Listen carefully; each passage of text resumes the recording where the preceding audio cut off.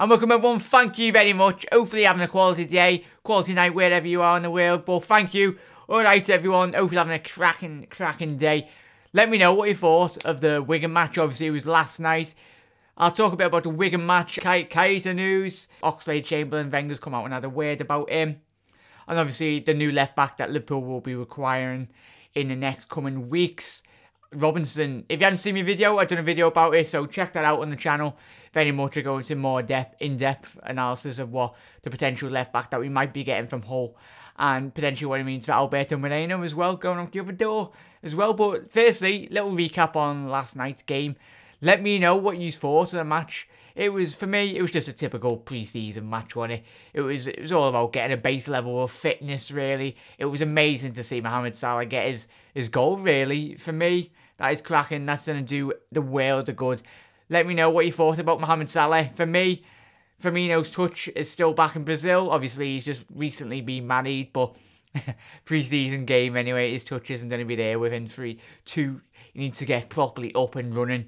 But really, I am very, very looking forward to seeing the prospects of Bobby Firmino, Salah and Mané as well. And Phil had a decent run out. Adam come back as well. So very much, it was amazing to see them all back. Obviously, we're just waiting on M.H. Shan. He's still in California. If you haven't seen him on Twitter, on his Instagram, he's been literally everywhere in the States. But all the best. I cannot wait. I'm really... Let me know your thoughts on the Wigan match. Who stood out for you? Who was your man of the match? For me, if you had to pick anyone, it wasn't really the best game, was it? It was just, as I said, getting fitness as much as you can. And for me, it was Mohamed Salah. It was great to see him getting his very first goal for the club, which was fantastic. Even though it was just a little cheeky pass across, it was one of those goals you get scored against on FIFA, and you'd fume and probably lash the controller out the window. But yeah, cracking game. Let me know your man of the match. Let me know your thoughts of the match. That's what is most important. Leave that in the description. And Jurgen Klopp talked a bit about, I'll talk about that in a sec, about Mohamed's impact on the match as well, and his thoughts really on how the Egyptian went on. But yeah, quick shout out anyway. I will be doing a collaboration on Monday, which is absolutely fantastic news, with Outta City Cop. He's a quality lad. Check out his channel. I'll leave all that in the description, so definitely check that out. That will be coming on Monday night around that time. But keep an eye out for that, and I really am excited. And if you're watching and you want to do a collaboration with me, I'd love nothing more than to have a little gab and gander with all of yous anyway. So let me know if you got your own channel. Send me a message. You know where I am on Twitter or whatever. So yeah, it'd be an absolute pleasure. And the more people that we communicate with, or other fans and collaboration with channels, there's nothing better than to talk about football, but mainly Liverpool. But I'll talk a bit about football in general. If you're from Arsenal or any other fan channels, let me know, because that is absolutely amazing. That's what I enjoy doing, talking about football and Liverpool as well. So let me know. Yeah, check out his channel, everyone. I'll leave that in the description, as I mentioned. But yeah, let's get cracking. Jurgen Klopp, after the match, talked about, this is in the Echo, he's talked about Mohamed Salah. He's quoted as saying, "Salah is a good example," he said, in relation to his attacking and defending style of football. He had no idea how to defend normally, usually because he was not involved. He had 2 days of training, then Paris, then back here, so we thought we should use him. He is usually used to a completely different way of defending Mohamed. First situation, nearly, in brackets, nearly scoring after 41 seconds. That was cracking. That was a cracking run. The first 41 seconds in the game, you were like, come on. Could he actually score with his very first shot in Liverpool shirt? That would have been naughty. It would have been his frightened pace. He'd only just literally started going, but he left whoever that defender was for absolute dead with the speed of him. But yeah, it was a nice sprint. The goal was the easiest situation in the game, but they had few wonderful pieces of football. Obviously talking about Wigan. And he goes on to say, Roberto, Phil, Adam, Ginny as a number 6 was good, and Ben was on a good way. That was good, but in nowhere. But they're nowhere where I want them to be in terms of fitness and a base level in quality in game. It was good it was a good sign, but that is important. It can be improved. So let me know your thoughts on Mohamed Salah and all the other players. Obviously, talking about Ben Woodburn, Ginny as a number 6. But let me know your thoughts. What can you see us improving? What bits in our game do you really want us to focus on this pre-season? Obviously, Klopp's last week I talked a bit about Jurgen Klopp and the way he's going to be using pre-season as he come out last week and talked about the formations and the tactical flexibility and using pre-season. He's obviously going to be testing out a 4-2-3-1, 4-3-3, 3-5-2. He'll be testing out a load of formations. Obviously, the key one from last season was the 4-5-1 and the 4-3-3 formations in which we tend to do. But going into European competitions, it's very vital that we're very tactical, flexible, coming up against Real Madrid's and all your other teams in Europe. So, and even in the Premier League, most important, bread and butter is the Premier League. But that's the thing that we need to improve on next season, is the fluidity in our attack and play. And being in a game situation, let me know what formation you'd like us to see go into next season. It's more about, yeah, right, if we're coming up against Park the Bus teams, which you don't expect to, no teams are going to open up, especially with the pace that we've got in Mohamed Salah and Sadio Mané now. But let me know what formations you'd like to see Jurgen test out in the coming pre-season. But yeah, I'll leave the rest of that story down in the description. Quality read. So yeah, this is at Anfield HQ, definitely a quality website. I love all their content that they produce. Definitely check out their site. But they talk about Naby Keita and the way in which Sadio Mané has convinced Naby Keita that he could settle into life on Merseyside as quick as he's done, according to football journalist Chris Williams. The 22-year-old is desperate to join the Reds, and Liverpool prepared to eclipse the current club transfer record in order to land the midfielder, with the Reds Echo journalist James Pearce now reporting that they will make an improved offer for the German next week. As I mentioned in my other video, we haven't checked that out, definitely check that out. It's on my channel. It's very much, if Liverpool have got a smell of like them wanting to, like, they might accept it, they must have heard something. Obviously, for them to lodge a bid, Liverpool, they're very much testing the waters. They'll go in with another offer. And for me, if there was not on there that the possibility of maybe getting a deal done, if there wasn't the possibility of a deal getting done, they would not have submitted an offer. Put it plain and simple. I think they probably just rejected the first initial bid, RB Leipzig, just to please the fans, really, because first offer in football, or in terms of anything in life, you don't accept the first offer if it's on a house or whatever. Obviously, we're going with a second bid, and I very much, especially with Lucas leaving, there's something happening. So the second deal, or maybe even the third bid will get accepted, and that will just all focus around the structure of the deal in which we'd pay RB Leipzig. But that is exciting times. He is very much, as I said, as I spoke to a couple of yous, all of yous I've spoke to in chat, the deal for Van Dijk and Keita is more or less, they are two deals that will be very likely to get sorted very soon. So watch this space.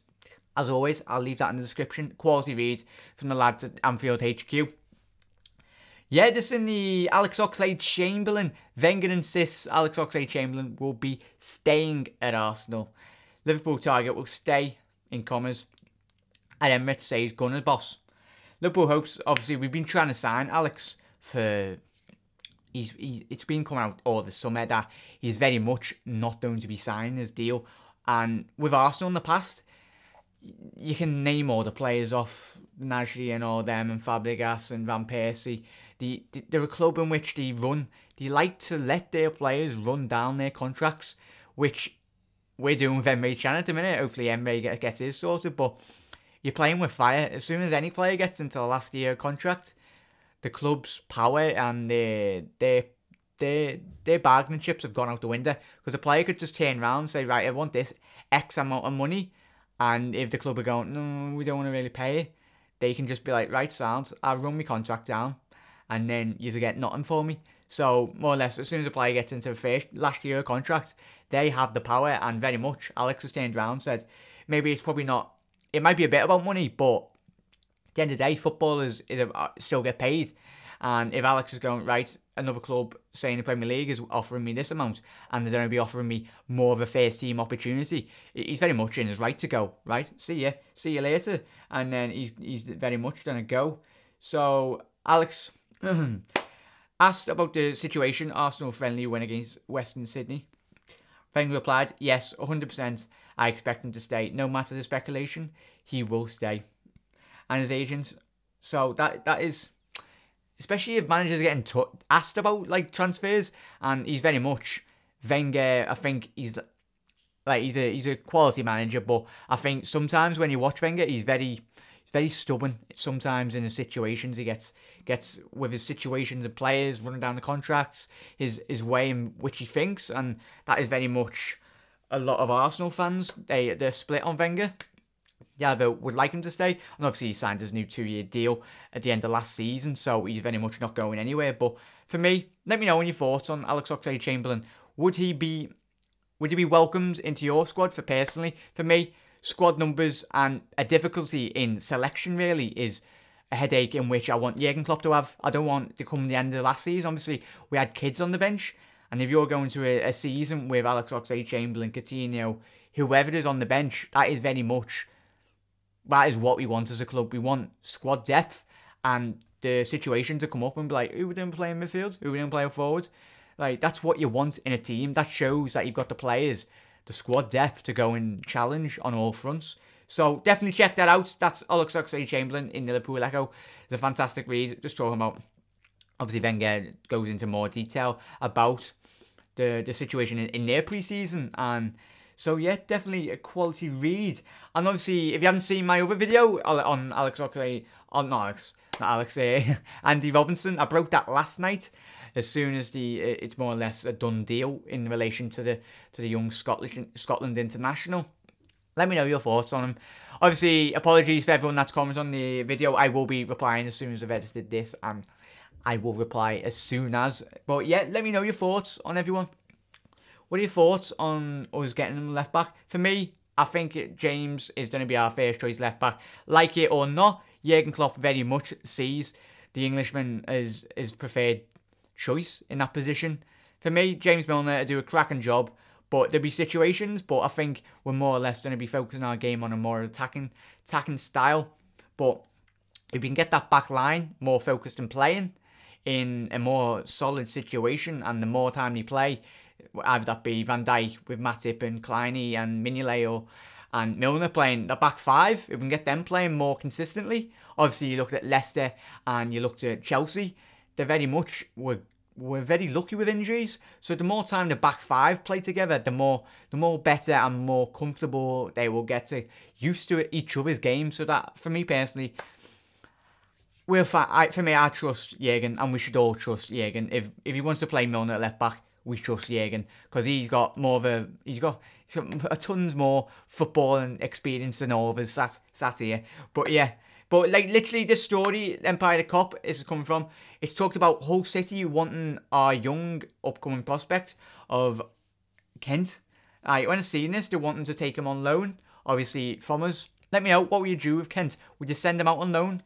But the Robinson deal and Kent are completely separate. So Hull have come out today and they very much would like to take Kent on loan, but it's not dependent on if we sell Robinson or if, like, they're completely two different deals. But let me know, would you like to see Kent go out on loan to Hull? For me personally, I think he'd do amazing in the style in which Hull play. Obviously, they've changed manager now, but I can see him very much fitting into Hull. Obviously, he was on loan at Barnsley last season, but another year out on loan, that can't really do him. I think he's very much a year behind in compared to Ojo. So if we're loaning out Ojo, he needs to go to a Premier League team to gain more experience. I can't see us loaning him out to another Championship team. No, I want him to get first team Premier League experience, which would only benefit him, and that would be fantastic. The quality and standard he'll come up against will be far better. But Kent going out on loan the Championship. The Championship for me is possibly, if you're going out first season out on loan from if you're in a club, that is the ideal situation, because the Championship is, quality-wise, is absolutely ridiculous. It's amazing in which the big teams that are in the Championship, I think it's like the second or third most watched league in the world. And you think about it, the Italian league and the Bundesliga and all that, obviously, it makes you wonder how big of the bigger the teams are actually down there in the Championship. But yeah, let me know your thoughts on Kent and obviously Robinson and Chamberlain as well. All get involved. Thank you very much, everyone. Keep an eye out for that collaboration. I'm bringing that out on Monday. But if you're new to my channel, hit that subscribe button. It'd be an absolute pleasure to see you all. I bring out all latest Liverpool news, match reactions, pre-prediction shows, bit of everything, a lot more collaborations with everyone. I'll be starting in the future weekly podcasts as well. So thank you everyone for watching. Hope you're having a quality day, and let me know what you're up to, what you're doing tonight. Have a good night. It's a weekend. Have a sick weekend, everyone. But yeah, smash that like button if you like my video. It'll be very much appreciated. You're absolute legends, and I'll speak to you very soon. All the best, everyone. Up to date.